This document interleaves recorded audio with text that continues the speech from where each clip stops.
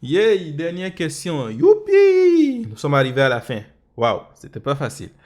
Aujourd'hui, on nous demande de calculer l'intégrale entre moins 3 demi et moins 1 demi de x à la puissance 5 plus 5x à la puissance 4 plus 10x à la puissance 3 plus 8x au carré plus x dx.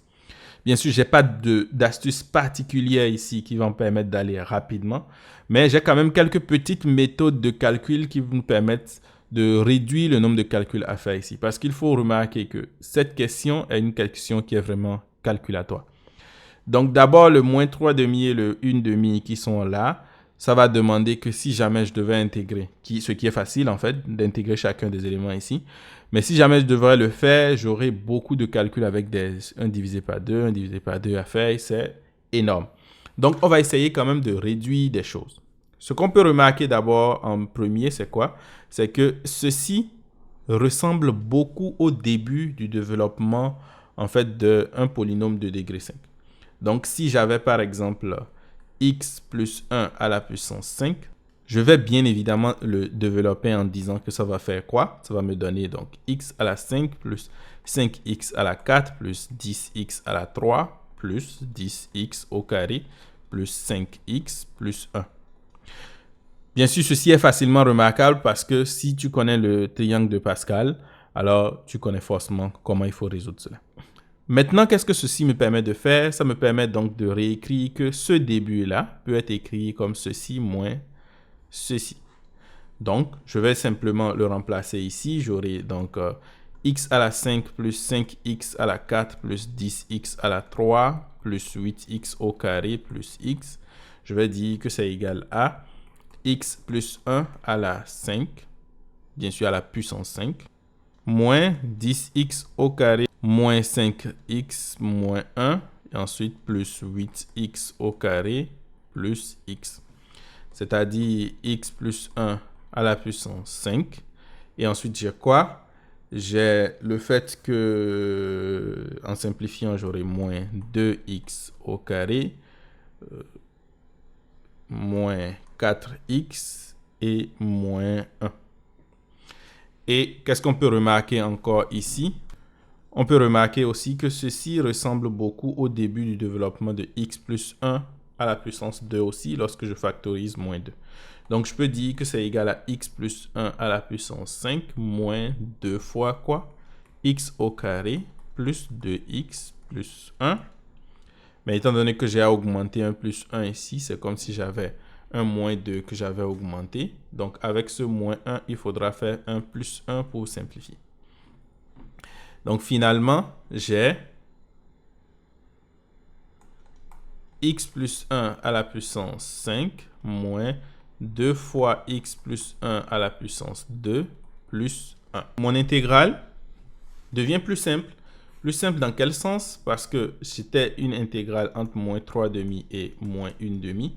Maintenant, ma fonction devient x plus 1 à la puissance 5 moins 2 fois x plus 1 au carré plus 1 dx. Et donc, je peux faire un changement de variable. Je peux poser, par exemple, u qui est égal à x plus 1. Donc, cela va me permettre juste de dire que cette intégrale-là est égale à quoi? C'est égal à l'intégrale entre moins 1 demi maintenant, parce qu'au lieu de moins 3 demi, quand je fais plus 1, ça me donne moins 1 demi, à 1 demi, u à la puissance 5 moins 2u plus 1 du. Bien sûr, ici, dx est égal à du, donc c'est direct.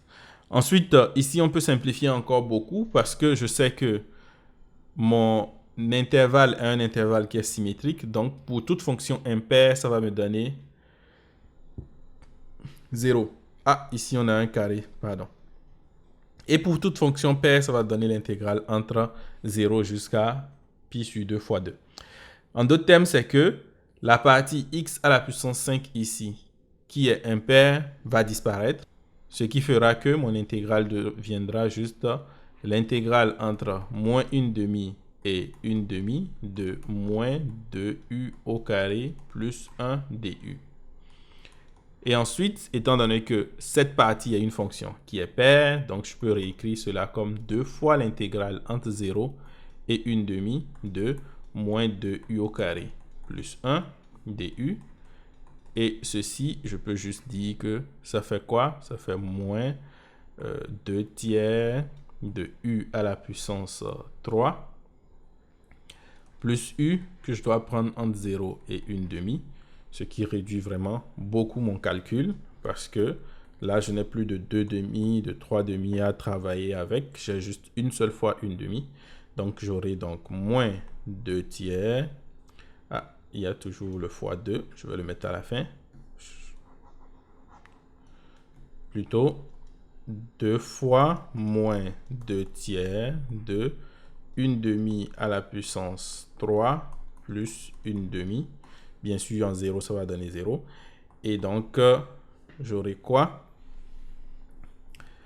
J'aurai, bien sûr, pour faire un calcul rapide ici, j'ai 2 3 fois ici, j'ai 2 fois ici. Ça va me rester donc 2 une seule fois, ce qui fait moins 1 sixième. Et ensuite, j'ai 2 fois 1/2 ici, donc ça va me donner plus 1. Donc, j'ai 1 moins 1 sixième qui fait, bien sûr, 5 sixièmes.